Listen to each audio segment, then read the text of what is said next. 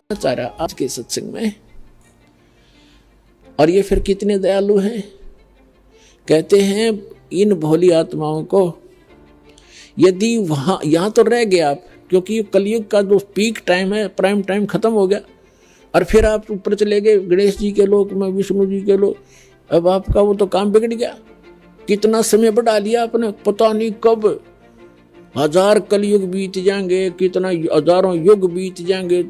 हजारों युग के बाद तुम्हें वापस पटकेगा धरती पर कति खाली करके। आप नहीं तो ऊपर रखेगा आपको उस गणेश जी के लोक में, विष्णु जी के लोक में, शिव जी के लोक में, ब्रह्मा जी के लोक में, दुर्गा जी के लोक में, फिर उस नकली सतलोक और अलखलोक में, फिर धरती पर पटक देगा कति खाली बना के। और फिर यहाँ मनमाना पृथ्वी का राजा हो जाए, इतनी कीमत फिर भी रह जाएगी आपकी। राजा बनकर आपको पता है यहाँ कितने पाप इकट्ठे करता है। सारा दिन बुरे करना, बकवाद करना, रानियां बना लेना, और फिर शिकार खेलन जाना, जीव हिंसा करना, कति फुड़वा देता कर्मों को। और फिर पटक देगा गधा बना के।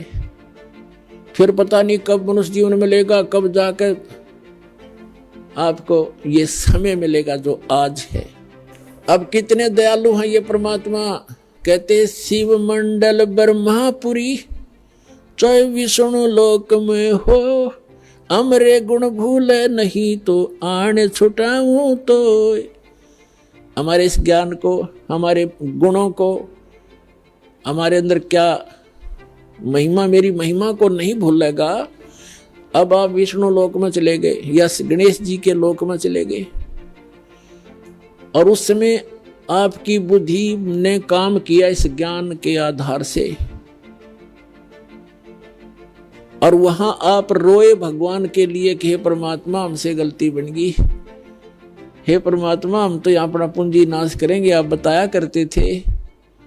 वहां जाकर तो हमने बहुत गलती करी दाता, बहुत गलती बनी। अगर आत्मा से मुझे फिर पुकारेगा तो तुझे वहां से भी छुड़वा लाऊंगा मैं। शिव मंडल ब्रह्मापुरी, चाहे विष्णु लोक में हो, अमरे गुण भूले नहीं तो आन छुटाऊं तो। अब वहां से छुटा भी लेंगे, फिर वो तो वो समय था वो तो जा चुका है। छुटा कर वो क्या करेंगे, जन्म ही देंगे वापस पृथ्वी पर। और यहाँ आपकी इतनी पुण्य है कि उसके आधार से आप यहाँ पूरी पृथ्वी के शासक बन जाओगे, तो क्या फायदा हुआ उसका।